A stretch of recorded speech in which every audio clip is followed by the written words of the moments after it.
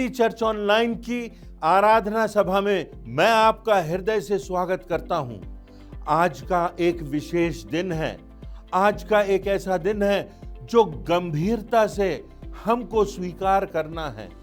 आज हम प्रभु की ब्यारी में सम्मिलित हो रहे हैं और आज विशेषकर हमारा ध्यान उस क्रूस की ओर लगा है जहां से प्रभु यीशु मसीह का रक्त बह रहा है, जहां उसकी देह तोड़ी गई है, जहां हमारे पापों की खातिर परमेश्वर का मेमना बलिदान हो गया है, जिसने हमारे पापों की कीमत चुका दी। आज इस विशिष्ट विधि में हम सम्मिलित होते हैं। हम इस बात को स्मरण करते हैं। मनुष्य का स्वभाव है कि हम जो अच्छी बातें हैं, जो आशीष की बातें हैं, जो परमेश्वर की आशीषें हमें प्राप्त हैं, उन्हें हम भूल जाते हैं और जो दर्द की, पीड़ा की बातें हैं, जो नकारात्मक बातें हैं, वो हम स्मरण करते रहते हैं। परंतु प्रभु यीशु मसीह हमारा ध्यान लगाता है। वो कहता है, जब जब तुम मिलते हो तो मेरी मृत्यु को याद करो। याद करो कि तुम कितने बहुमूल्य हो। याद करो कि मैंने तुम्हें अपने रक्त से खरीदा है। अपनी कीमत को पहचानो। आज हम उस बात पर विचार करेंगे कि पाप की गंभीरता क्या है। आज हम देखेंगे कि परमेश्वर का प्रेम कितना महान है और आज हम देखेंगे कि परमेश्वर का अनुग्रह हम पर हुआ है। आइए हम इस आराधना में प्रवेश करते हैं और गंभीरता से परमेश्वर के वचनों पर अपना मन लगाते हैं और उसके आराधना करते हैं, गीतों को गाते हैं और परमेश्वर का धन्यवाद करते हैं। परमेश्वर ने हमें बनाया कि हम उसकी आराधना करें, उसकी उपासना करें, परंतु हमको निरंतर धन्यवादित बने रहना है, क्योंकि प्रभु यीशु मसीह के द्वारा हमारी आत्मा का उद्धार हुआ है, अनंत जीवन की निश्चितता हुई है। आपका हृदय से स्वागत है। आइए हम इस आराधना में आगे बढ़ते हैं। प्रभु भोज की इस विशेष आराधना में मैं आप सभी का हृदय से स्वागत करती हूँ। यूहन्ना 13 और उसके 34-35 आयत में प्रभु यीशु मसीह कहते हैं, मैं तुम्हें एक नई आज्ञा देता हूँ कि एक दूसरे से प्रेम रखो। जैसा मैंने तुमसे प्रेम रखा है, वैसे ही तुम भी एक दूसरे से प्रेम रखो। आज हम एक साथ और एक मन होकर उसके द्वारा ठहराई गई स्मारक की ओर अपना ध्यान केंद्रित करेंगे। किस प्रकार प्रभु यीशु मसीह ने परमेश्वर के स्वरूप में होकर भी परमेश्वर के तुल्य होने को अपने वश में रखने की वस्तु ना समझा, अपने आप को ऐसा शून्य कर दिया और दास को स्वरूप धारण किया और मनुष्य की समानता में हो गया और मनुष्य के रूप में प्रकट होकर अपने आप को दीन किया और यहाँ तक आज्ञाकारी रहा कि मृत्यु, हाँ क्रूस की मृत्यु भी सह ली। आइए ऐसे महान प्रेम करने वाले उस जीवते परमेश्वर की आशीष इस आराधना के ऊपर मांग लेते हैं। आइए हम प्रार्थना करें। सर्वशक्तिमान परमेश्वर पिता, हम तुझे हृदय से धन्यवाद देते हैं आज के दिन के लिए। हम धन्यवाद देते हैं परमेश्वर कि हिंदी चर्च ऑनलाइन के द्वारा हम सब एक कलीसिया, एक मन होकर परमेश्वर तेरी स्तुति आराधना कर सके। हम प्रार्थना करते हैं आज के वचन के लिए जो तेरे अभिषेक दास के द्वारा सुनाया जाएगा। तेरे वचन को सुनकर तेरे प्रेम और तेरे अनुग्रह को हम और गहराई से समझने वाले हो सके। हम विशेष प्रार्थना करते हैं आज के प्रभु भोज के लिए। प्रभु, जब हम सब एक साथ सम्मिलित होकर प्रभु भोज में सहभागी होंगे, हम प्रार्थना करते हैं परमेश्वर के तेरे उस महान बलिदान को हम समझ सके, अपने दिल को हम फिर से टटोले और उस प्रश्न के उत्तर को हम ढूंढ सके। परमेश्वर, ऐसा अनुग्रह, ऐसे पवित्र आत्मा की अगुवाई हम तेरी ओर से मांगते हैं। प्रभु, पूरे आराधना में तेरी आशीष को मांगते हुए ये विनती प्रभु यीशु मसीह के नाम से मांगते हैं, आमीन। आइए हम अपने स्थानों पे खड़े हो जाएंगे और कुछ गीत और कोरसेस को गा लेंगे।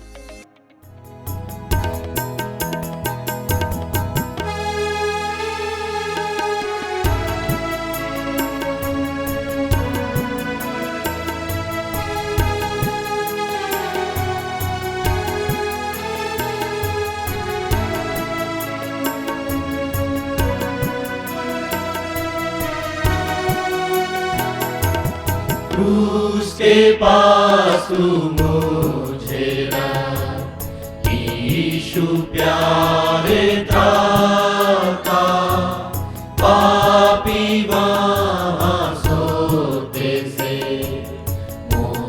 में मुक्ति पाता। क्रूस की मैं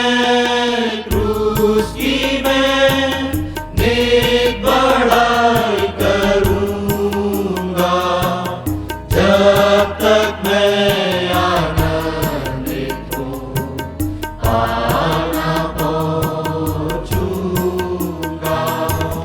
क्रूस के पास जब आया मैं, प्रेम और कृपा पाई, वहाँ किरण सूर्य की मेरे दिल में आई।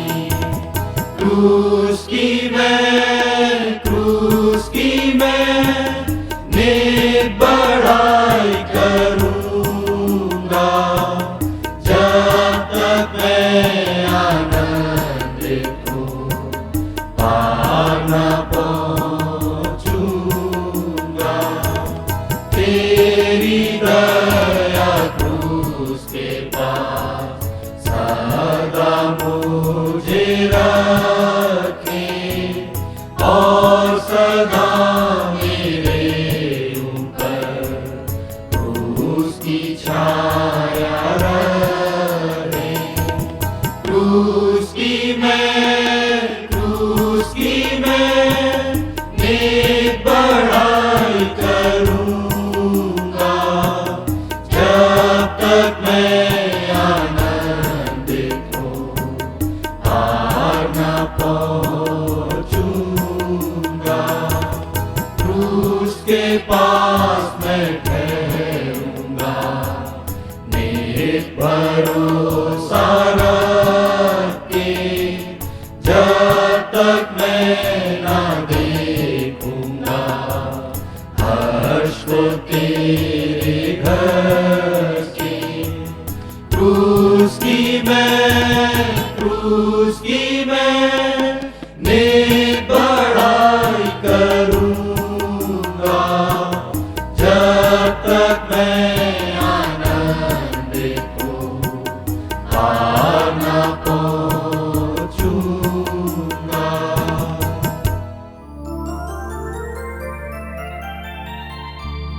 राही हूँ मैं अकेला, एक रास्ता तो है, सकरा है यूं तो, लेकिन एक रास्ता तो है। राही हूँ मैं अकेला, एक रास्ता तो है, सकरा है यूं तो, लेकिन एक रास्ता तो है। राही हूँ मैं अकेला,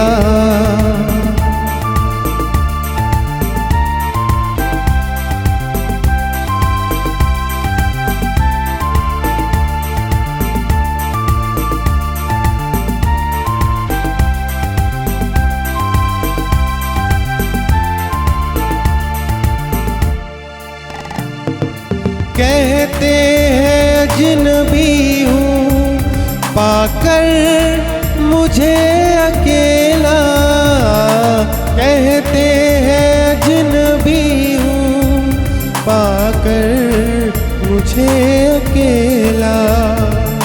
मेरा मसीह है मुझको, मेरा मसीह है मुझको, जानता तो है, सकरा है यूं तो, लेकिन एक रास्ता तो है। राही हूँ मैं अकेला। आज कुछ देर हम एक गंभीर विषय पर चर्चा करेंगे, और जो विषय है वो प्रभु की ब्यारी, या जिसे हम प्रभु भोज कहते हैं, इंग्लिश में लॉर्ड सपर कहा जाता है। प्रभु यीशु मसीह ने अपनी मृत्यु के पहले एक विशेष आयोजन किया था जहां पर उन्होंने अपने चेलों के साथ एक भोज किया और उस भोज में एक विशिष्टता थी, क्योंकि प्रभु यीशु मसीह ये बात बताना चाहते थे कि प्रभु यीशु मसीह का बलिदान होने वाला है, उसे क्रूस पर चढ़ाया जाएगा, उसकी देह तोड़ी जाएगी कि हमारा संबंध परमेश्वर से जोड़ा जा सके और उसका लहू बहाया जाएगा। और इस देह के तोड़े जाने और लहू के बहाए जाने से परमेश्वर का प्रेम, उसका न्याय और परमेश्वर की योजना प्रकट होगी। और इसलिए प्रभु यीशु मसीह ने इस विशेष भोज की, इस विशेष ब्यारी की स्थापना की। इस संबंध में हमको विवरण मिलता है नए नियम के पहले कुरिन्थियों के 11वें अध्याय में, जहां पौलुस प्रेरित 23वीं आयत के आगे लिखता है। वो लिखता है कि यह बात मुझे परमेश्वर की ओर से पहुंची और मैं तुमको पहुंचा रहा हूं, ताकि जब जब तुम मिलो तो प्रभु यीशु मसीह की मृत्यु को, उसके बलिदान को याद किया करो। अब उस ब्यारी की बात हम करें। उस ब्यारी में प्रभु यीशु मसीह ने दास का सा स्वरूप धारण करते हुए अपने चेलों के साथ भोज किया, और उस भोज के दौरान प्रभु यीशु मसीह ने रोटी तोड़ी और उसने कहा कि जिस प्रकार ये रोटी टूटी है, इसी प्रकार मेरी देह तोड़ी जाएगी।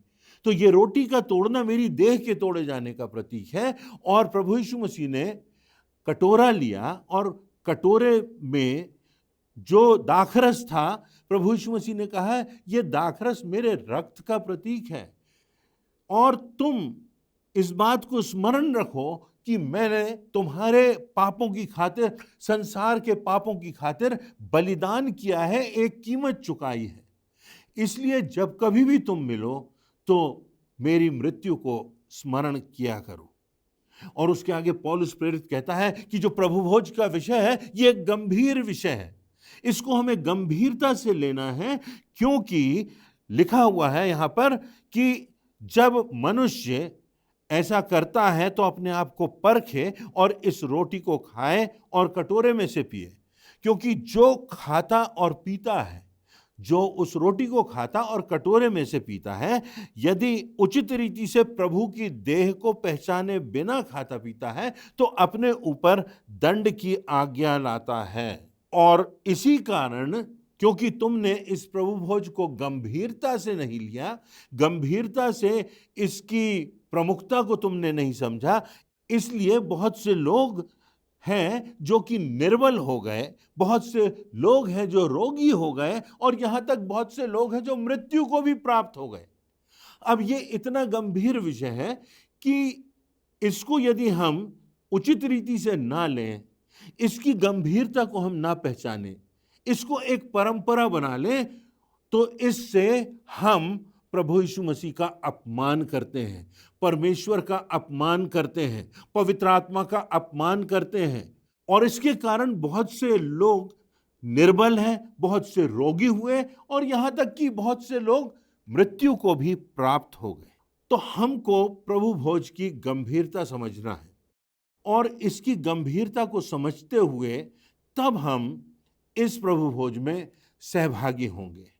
तो सबसे पहली बात यदि हम देखें तो हमको समझना है पाप की गंभीरता को, क्योंकि यदि मनुष्य ने पाप ना किया होता, यदि उसने परमेश्वर की आज्ञा को ना ठुकराया होता, तो फिर उस पर दंड की आज्ञा नहीं पड़ती। पाप एक गंभीर विषय है, क्योंकि परमेश्वर पवित्र पवित्र पवित्र है, और जो कोई उसकी व्यवस्था को तोड़ता है, जो उसके नियमों को तोड़ता है, जिसने हमें जिंदगी दी, जिसने अपने पुत्र को हमें अनंत जीवन देने के लिए बलिदान कर दिया, उस परमेश्वर के द्वारा ठहराए हुए जो मापदंड हैं, यदि हम उनको तोड़ते हैं तो ये गंभीर बात है। एक तरफ परमेश्वर की पवित्रता है, और दूसरी तरफ जो बात है गंभीर, वो पाप की गंभीरता की बात है।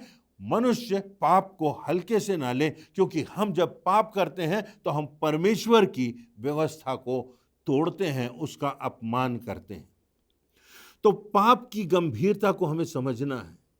रोमियो की पुस्तक उसके 3 अध्याय की 23वीं आयत में लिखा है, इसलिए कि सबने पाप किया है और परमेश्वर की महिमा से रहित हैं। ये बात आप और मैं अच्छे से जानते हैं कि कोई ऐसा व्यक्ति नहीं है जो कह सके कि हम सिद्ध हैं, हमने कभी जीवन में कोई पाप नहीं किया, हमने कभी झूठ नहीं बोला, क्योंकि हम और आप इस बात को जानते हैं कि दुनिया में कोई ऐसा व्यक्ति नहीं है जो कह दे कि हमने कभी कोई पाप नहीं किया, हमने कभी झूठ नहीं बोला, कभी हमने किसी के प्रति दुर्भावना नहीं रखी, कभी हमारे मनों में गलत विचारों को हमने पनपने नहीं दिया। ऐसा कोई नहीं है। हर किसी ने पाप किया है और परमेश्वर की व्यवस्था को हर एक व्यक्ति ने कभी ना कभी, कहीं ना कहीं अपनी जिंदगी में तोड़ा है। हम सब अपराधी हैं, हम सब पापी हैं। रोमियो की पुस्तक उसके 6वें अध्याय की 23वीं आयत में लिखा है, क्योंकि पाप की मजदूरी तो मृत्यु है, परंतु परमेश्वर का वरदान हमारे प्रभु यीशु मसीह में अनंत जीवन है। तो पाप की जो गंभीरता है वो ये है कि हमने परमेश्वर की व्यवस्था को ठुकराया है, उसका अपमान किया है, और वास्तव में इस प्रकार से हम पाप करते हुए निरंतर प्रभु यीशु मसीह का अपमान करते हैं। यशायाह नबी की पुस्तक उसका 1 अध्याय उसकी 28वीं आयत में जो बात लिखी है वो लिखा हुआ है कि पापियों का नाश होगा और जिन्होंने यहोवा को त्यागा है उनका अंत हो जाएगा। इब्रानियों की पुस्तक उसके 10वें अध्याय की 28वीं और 29वीं आयतों में लिखा है, जबकि मूसा की व्यवस्था का ना मानने वाला 2 या 3 जनों की गवाही पर बिना दया के मार डाला जाता है, तो सोच लो कि वह कितने और भी भारी दंड के योग्य ठहरेगा जिसने परमेश्वर के पुत्र को पांव से रौंदा और वाचा के लहू को जिसके द्वारा वह पवित्र ठहराया गया था अपवित्र जाना है और अनुग्रह की आत्मा का अपमान किया है। यदि हम गलत ढंग से प्रभु की ब्यारी में सम्मिलित होते हैं, यदि हम पाप करते रहते हैं, निरंतर हम पाप में पड़े हुए हैं, अपने आप को हम जांच नहीं रहे, परमेश्वर के वचन के दर्पण में अपने आप को हम देख नहीं रहे, उसके वचनों के अनुसार हम अपनी जिंदगी को नहीं बना रहे, हमारी जिंदगियों से यदि प्रभु यीशु मसीह का प्रकाश प्रकाशित नहीं हो रहा है, तो हम वास्तव में उसका अपमान कर रहे हैं और हम, लिखा हुआ है, उसे रौंद रहे हैं, उसका अपमान कर रहे हैं, उसकी व्यवस्था की धज्जियां उड़ा रहे हैं। प्रकाशित वाक्य उसका 21वां अध्याय उसकी 8वीं आयत में लिखा है, परंतु डरपोकों और अविश्वासियों और घिनौनों और हत्यारों और व्यभिचारियों और टोनों और सब सृष्टि के उपासकों और सब झूठों का भाग उस झील में मिलेगा जो आग और गंधक से जलती रहती है। यह दूसरी मृत्यु है। पहली मृत्यु के बाद जो हमारी आत्मा है, पहली मृत्यु हमारी देह की होती है और उसके बाद हमारी आत्मा तो अमर है। उस आत्मा का क्या होगा? क्या हमारी आत्मा नरक की आग में जलती रहेगी? तो हमको इस पाप की गंभीरता को समझना है और हमको इस बात पर गौर करना है कि पाप परमेश्वर की व्यवस्था का विरोध है, प्रभु यीशु मसीह का अपमान है, पवित्र आत्मा को कलंकित करने की बात है और हम दंड के भागी होंगे परमेश्वर की दृष्टि में। यह उसका वचन हमको बताता है। तो हमें पाप की गंभीरता को समझना है। दूसरी बात, हमें परमेश्वर के प्रेम की बहुमूल्यता को भी समझना है। परमेश्वर ने हर एक मनुष्य से प्रेम किया। जब मनुष्य ने पाप किया तो परमेश्वर नहीं चाहता था कि उसकी आत्मा का नाश हो, कि मनुष्य अपराधों में मारा जाए। परमेश्वर उससे इतना प्रेम करता था। आदम और हवा की बात भी यदि हम करें और आज संसार के हर एक व्यक्ति की बात हम करें तो परमेश्वर हमसे इतना प्रेम करता है जिसको हम समझ नहीं सकते, जिसको हम शब्दों में वर्णित नहीं कर सकते, जिसको हम ग्रंथों में, कविताओं में, चित्रकलाओं में दर्शा नहीं सकते। परमेश्वर का अभूतपूर्व प्रेम है, परमेश्वर का महान प्रेम है जो परमेश्वर मुझसे और आपसे करता है। और परमेश्वर ने जब देखा कि मनुष्य पाप में गिर गया तो परमेश्वर ने हमें छोड़ नहीं दिया। परमेश्वर के प्रेम के कारण उसने उद्धार की योजना बनाई, और जो बाइबल का सार जिसको हम कहते हैं, यूहन्ना 3:16, जहां लिखा है कि परमेश्वर ने जगत से ऐसा प्रेम रखा कि उसने अपना इकलौता पुत्र दे दिया, ताकि जो कोई उस पर विश्वास करे वह नाश न हो परंतु अनंत जीवन पाए। कितना महान है परमेश्वर का प्रेम कि उसने अपने बेटे को बलिदान कर दिया। उसने अपने बेटे को, जो निर्दोष था, निष्कलंक था, हमारे पापों की सजा के लिए उसने उसका रक्त बह जाने दिया, उसकी देह को टूटने दिया, और उसने अपने बेटे को मृत्यु से होकर गुजरने दिया ताकि हम और आप बच सकें। इतना महान परमेश्वर का प्रेम है। दूसरा पत्रस उसके 3 अध्याय की 9वीं आयत में लिखा है, प्रभु अपनी प्रतिज्ञा के विषय में देर नहीं करता। ये उसके प्रभु यीशु मसीह के दूसरे आगमन की बात है कि उसका दूसरा आगमन होगा। यह बात बाइबल में बहुत स्पष्ट है, और यहाँ इसी संदर्भ में लिखा है कि वो अपनी प्रतिज्ञा के विषय में देर नहीं करता, जैसे कितने लोग समझते हैं, पर तुम्हारे विषय में, मतलब मेरे और आपके विषय में धीरज धरता है और नहीं चाहता कि कोई नाश हो, वरन सबको, आप ध्यान दीजिए यहाँ, सबको, हर एक व्यक्ति को, हर एक पापी को, हर एक अपराधी को, चाहे उसने कैसा भी घिनौना पाप किया हो, सबको, दुनिया के एक एक व्यक्ति को मन फिराव का अवसर मिले। परमेश्वर चाहता है कि हर एक व्यक्ति बचाया जाए। पहला यूहन्ना उसका 4 अध्याय उसकी 16वीं आयत में लिखा है, और जो प्रेम परमेश्वर हमसे रखता है उसको हम जान गए और हमें उसकी प्रतीति है। परमेश्वर प्रेम है, जो प्रेम में बना रहता है वह परमेश्वर में बना रहता है और परमेश्वर उसमें बना रहता है। बड़ी सीधी सी बात है। यदि हमारे हृदय में विशुद्ध प्रेम है तो हम परमेश्वर में बने हुए हैं और परमेश्वर हम में बना हुआ है। ये जो प्रेम है, ये परमेश्वर के लोगों पर, ये प्रभु यीशु मसीह के रक्त की पहचान है कि हम विश्वासी लोग हैं, हम बचाए हुए लोग हैं, हम उद्धार प्राप्त किए हुए लोग हैं। ये पहचान है, ये प्रेम पहचान है। यदि हमने अपनी जिंदगी से प्रेम खो दिया, चाहे हम कितने भी शिक्षक हों, चाहे हमारा कितना भी नाम हो, चाहे हम कितने भी बड़े पद पर हों, परंतु यदि हमने प्रेम को खो दिया, यदि हमारे हृदय में लोगों के प्रति प्रेम नहीं है, तो हमने अपनी पहचान खो दी और वास्तव में हमने प्रभु यीशु मसीह के बलिदान को नहीं पहचाना, परमेश्वर के प्रेम को नहीं पहचाना। जो कोई परमेश्वर के प्रेम को पहचानता है उसकी जिंदगी में प्रेम होता है। जो प्रभु यीशु मसीह के बलिदान को समझता है उसकी जिंदगी में प्रेम होता है। क्यों?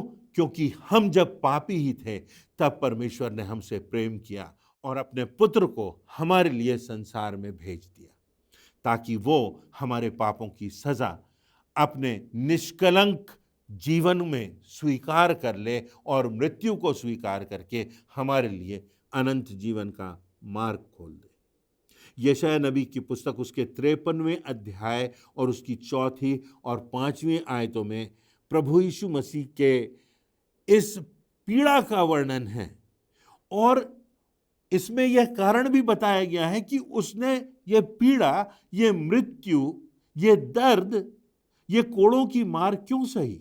लिखा हुआ है, निश्चय उसने हमारे रोगों को सह लिया और हमारे ही दुखों को उठा लिया, तो भी हमने उसे परमेश्वर का मारा कूटा और दुर्दशा में पड़ा हुआ समझा। परंतु वह हमारे ही अपराधों के कारण घायल किया गया, वह हमारे ही अधर्म के कामों हेतु कुचला गया, हमारी ही शांति के लिए उस पर ताड़ना पड़ी कि उसके कोड़े खाने से हम चंगे हो जाएं।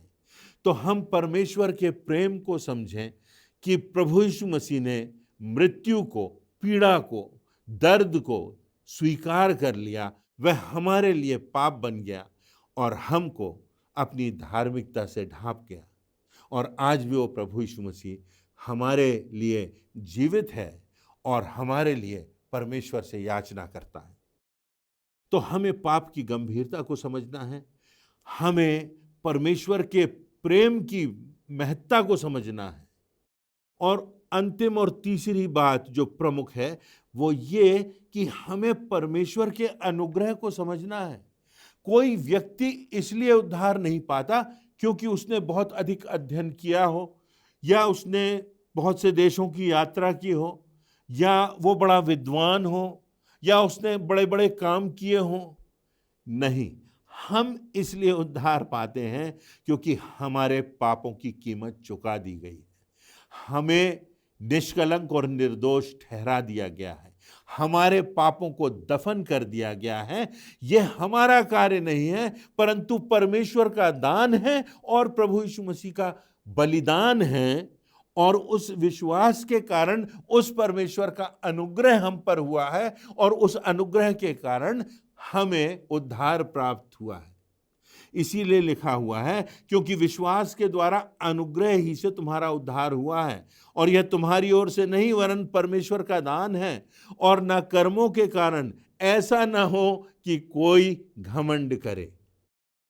अब यहां पर जो बात है वो ये कि कई बार हम सोचने लगते हैं कि हाँ, हम ये तो समझ गए कि ये बात गलत है, हम जान गए कि हम इस पाप में पड़े हुए हैं और उस पाप में लिप्त हैं, और अपनी क्षमता से हम प्रयास कर रहे हैं कि उस पाप के दलदल से निकल जाएं।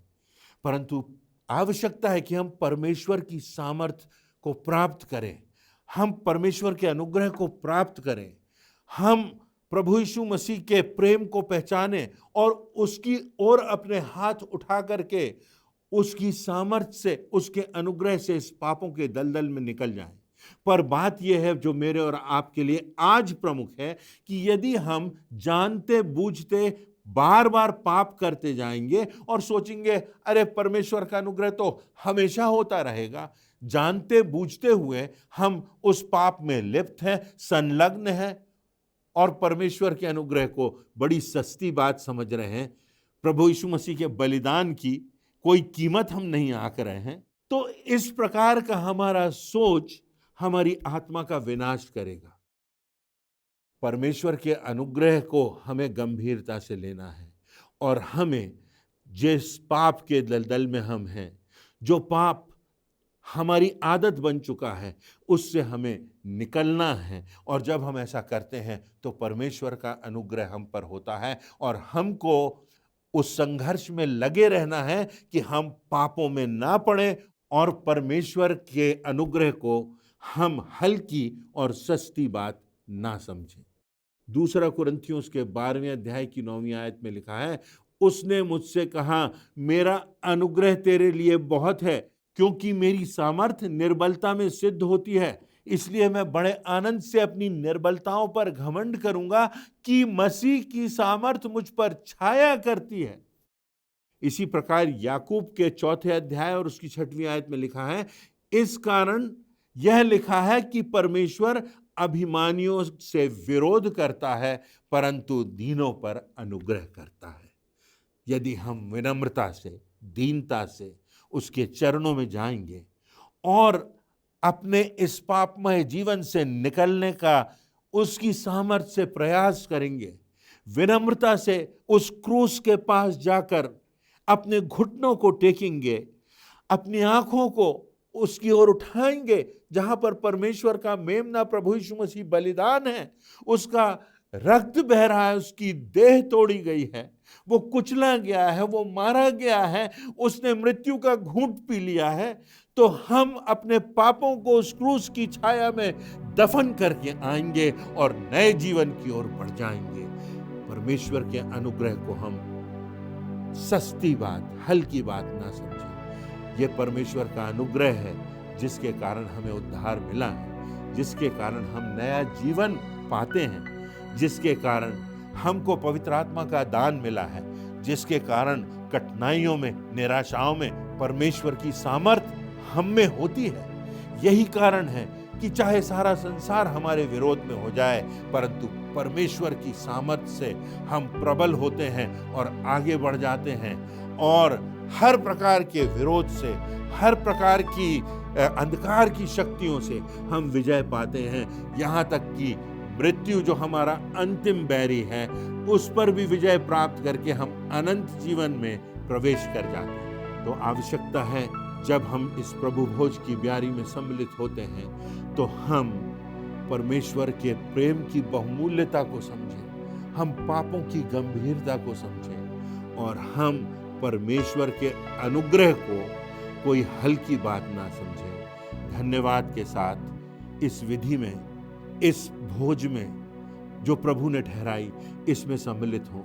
परमेश्वर हमको आशीषित करेगा और परमेश्वर हमारे जीवन में वो सामर्थ्य उंडेलेगा कि इस संसार में अंधकार की शक्तियों से होकर हम विजयी जीवन में, अनंत जीवन में प्रवेश करेंगे। परमेश्वर इन वचनों से हम सबों को आशीष दे। आज के आशीषित एवं प्रेरणादायक वचन के लिए हम प्रभु के सेवक को धन्यवाद देंगे। परमेश्वर का अनुग्रह उनके ऊपर बना रहे और आज का ये वचन हमारे पांव के लिए दीपक और मार्ग के लिए उजियाला ठहरे। अब समय है कि हम प्रभु की ब्यारी में शामिल हों। हम परमेश्वर के महानतम बलिदान, उसके पुत्र प्रभु यीशु मसीह को स्मरण करेंगे। प्रभु भोज में शामिल होने से पहले हम अपने मनों को तैयार करेंगे इस गीत के द्वारा।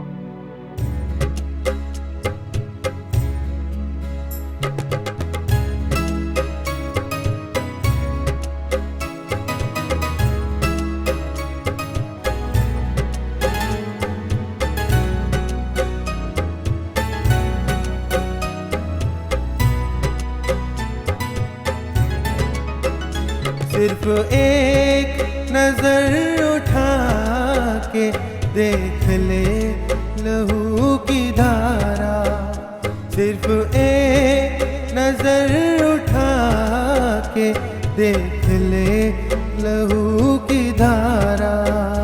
तेरे पाप धुल सकेंगे आज ही मसीह के द्वारा, तेरे पाप धुल सकेंगे आज ही मसीह के द्वारा। सिर्फ एक नजर उठा के देख ले लहू की धारा, तेरे पाप धुल सकेंगे आज ही मसीह के द्वारा। तेरे पाप धुल सकेंगे आज ही मसीह के द्वारा।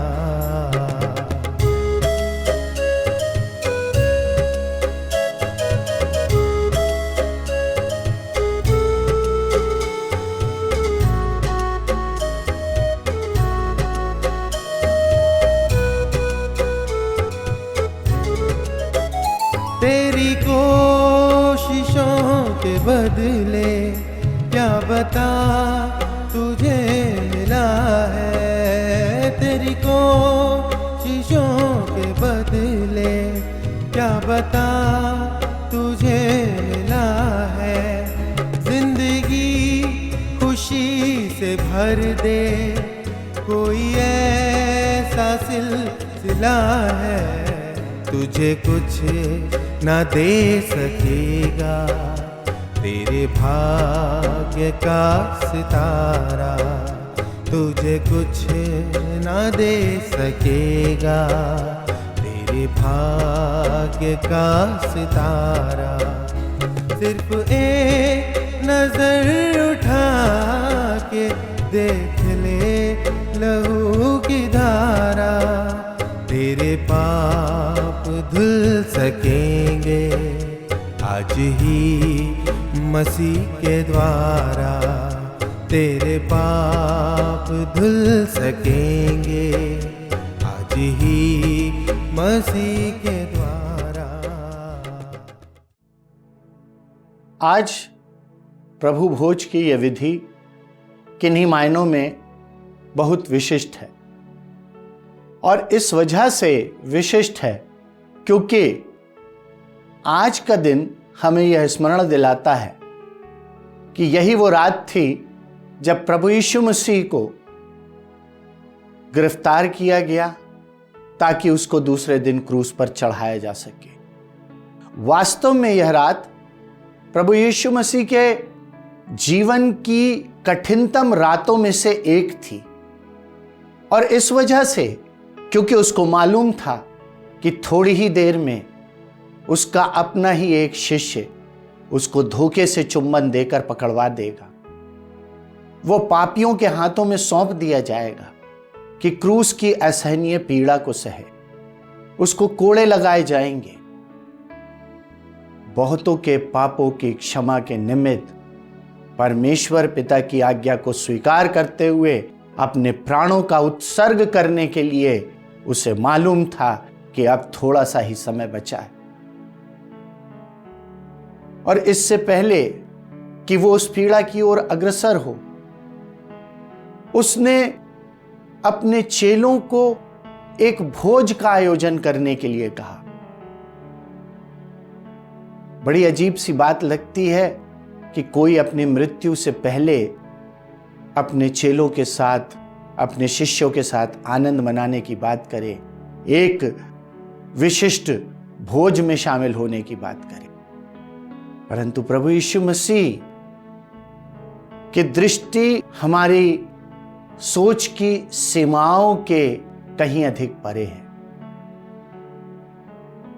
वह जानता था कि उसके शिष्यों को इस बात का एहसास होना जरूरी है कि उसने अपनी देह को तोड़े जाने दिया, अपने लहू को बहाए जाने दिया, ताकि सारी मानव जाति को पापों से छुटकारा मिल सके, पापों की क्षमा मिल सके।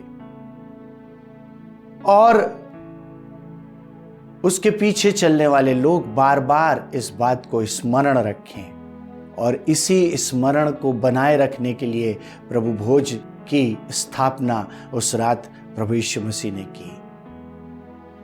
वचन में लिखा हुआ है कि जब वे भोजन के लिए बैठे तो प्रभु यीशु मसीह ने रोटी ली और धन्यवाद करके उसे तोड़ा और कहा, यह मेरी देह है। इसी प्रकार से उसने धन्यवाद करते हुए कटोरे को लिया और कहा, इसमें से पियो, क्योंकि यह वाचा का मेरा वह लहू है जो बहुतों के पापों की क्षमा के निमित्त बहाया जाता है। प्रभु भोज परमेश्वर का अपने पुत्र प्रभु यीशु मसीह के द्वारा एक ऐसा आमंत्रण है जिसमें शामिल होने के द्वारा हम उसकी पीड़ा को स्मरण करते हैं, अपने विश्वास का प्रगटीकरण करते हैं और उसकी गवाही को दूसरों तक पहुंचाते हैं। तो आइए बड़ी दीनता, आदर और सम्मान के साथ हम परमेश्वर के, प्रभु यीशु मसीह के इस आमंत्रण को स्वीकार करें। और इससे पहले कि हम इस रोटी में से खाएं और इस कटोरे में से पिएं, हम प्रार्थना में जाएंगे। महिमा के सिंहासन पर विराजमान स्वर्गीय पिता परमेश्वर, तेरे इकलौते पुत्र हमारे जीवित उद्धारकर्ता मुक्तिदाता प्रभु यीशु मसीह के नाम से तेरे चरणों के पास हैं।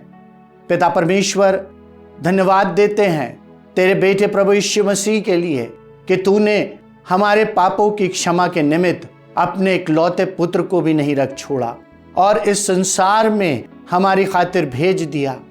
हम सब पापी थे, हम सब ने अपना अपना मार्ग लिया था, परंतु तूने अपने बेटे के द्वारा हम सबको अनंत जीवन का मार्ग दिया। वो सत्य जो अमिट है, वह जीवन जो अनंत का है, वह मार्ग जो स्वर्ग की ओर ले जाता है, तेरे पुत्र प्रभु यीशु मसीह में हमको प्राप्त होता है। धन्यवाद देते हैं कि हमने अपने विश्वास का प्रगटीकरण तेरे पुत्र प्रभु यीशु मसीह को अपना उद्धारकर्ता स्वीकार करने के द्वारा किया है। और जब उस रात यह भोज तेरे पुत्र के द्वारा स्थापित किया गया, आज और बारंबार जब हम इस मेज में शामिल होते हैं, निरंतर इस बात को स्मरण रखें कि यह सामान्य भोज नहीं है, परंतु हम तेरे पुत्र प्रभु यीशु मसीह की देह को, उसके लहू को आत्मसात करते हैं। और जब हम उस पवित्र निष्पाप मेमने की देह और लहू को आत्मसात करते हैं तो इस बात को अपने हृदय में निश्चित रूप से बनाए रखें कि हमें तुझे ग्रहण योग्य जीवन जीना है, तेरी इच्छा के अनुसार अपने जीवन में आगे बढ़ना है। तेरे पुत्र प्रभु यीशु मसीह के इस अद्भुत बलिदान के लिए तुझे धन्यवाद देते हैं और अपनी इस विनती को तेरे प्रिय पुत्र हमारे एकमात्र जीवित उद्धारकर्ता प्रभु यीशु मसीह के नाम से मांगते हैं, आमीन। प्रभु की मेज तैयार है। आप में से जितनों ने प्रभु यीशु मसीह को अपना उद्धारकर्ता करके स्वीकार किया है और अपने विश्वास को प्रकट करते हुए बपतिस्मा लिया है, आप इस मेज में शामिल हो सकते हैं।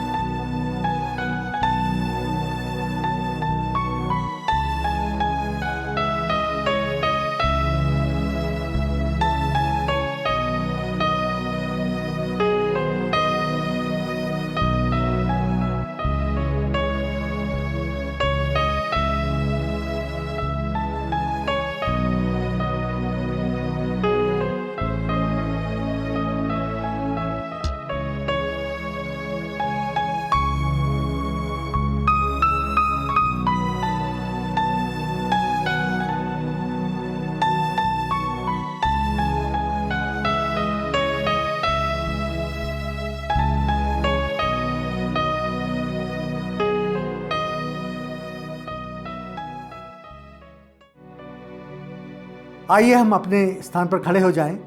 हम अंतिम प्रार्थना में जाएंगे। प्रार्थना के बाद प्रार्थना के रूप में कोरस गा लेंगे। उसके पश्चात परमेश्वर की आशीष ग्रहण करके आज की आराधना समाप्त करेंगे। आइए हम प्रार्थना करें। हमारे महान दयालु और सामर्थ्य पिता परमेश्वर, हम तेरे नाम का धन्यवाद, स्तुति और महिमा करते हैं। धन्यवाद देते हैं पिता परमेश्वर तेरी बड़ी योजना के लिए, तेरी बड़ी व्यवस्था के लिए कि तूने इस संसार में अपने पुत्र को भेज दिया और उसने अपना बलिदान देकर अपने रक्त से हमको खरीद लिया, जिसने पिता परमेश्वर हमारे लिए स्वर्ग का द्वार खोल दिया। हम तो इस योग्य नहीं थे कि हम तेरे सामने खड़े हो सके, परंतु पिता परमेश्वर तेरे बेटे के बलिदान ने हमको इस योग्य बना दिया कि हम तेरे सामने खड़े होकर तुझसे प्रार्थना कर सकते हैं। प्रभु, हम धन्यवाद देते हैं पिता परमेश्वर उन आज्ञाओं के लिए, उन शिक्षाओं के लिए जो तेरे बेटे ने हमको दी। प्रभु, हम चाहते हैं और हमारी प्रार्थना है कि हम उस आज्ञाओं को मानते हुए तेरे मार्ग पर आगे बढ़ते जाएं पिता परमेश्वर, और हमारा जीवन तुझको ग्रहण योग्य हो पिता परमेश्वर। हम अपने जीवन को ऐसा बना सके जैसा तू चाहता है पिता परमेश्वर। तेरे बेटे का बलिदान व्यर्थ न जाए, परंतु पिता परमेश्वर हम सही रूप से तेरे बेटे के बलिदान को समझ सके और उसके पीछे चलने वाले हो।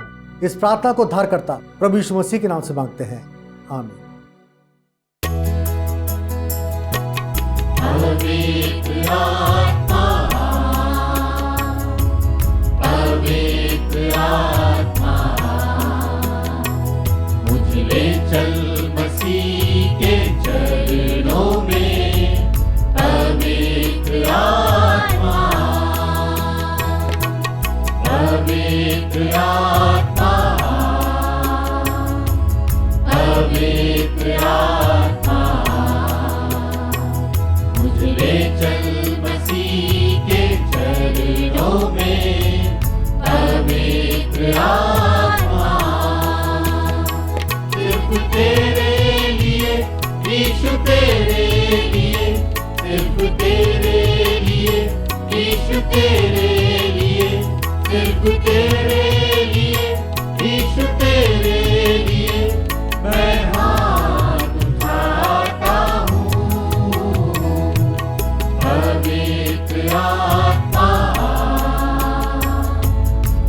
पवित्र आत्मा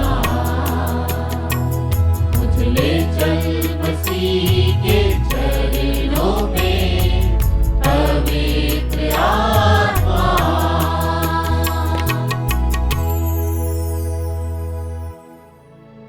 आइए हम आशीष ग्रहण करें।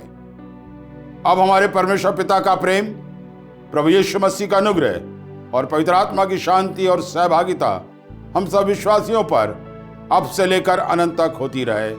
आमीन।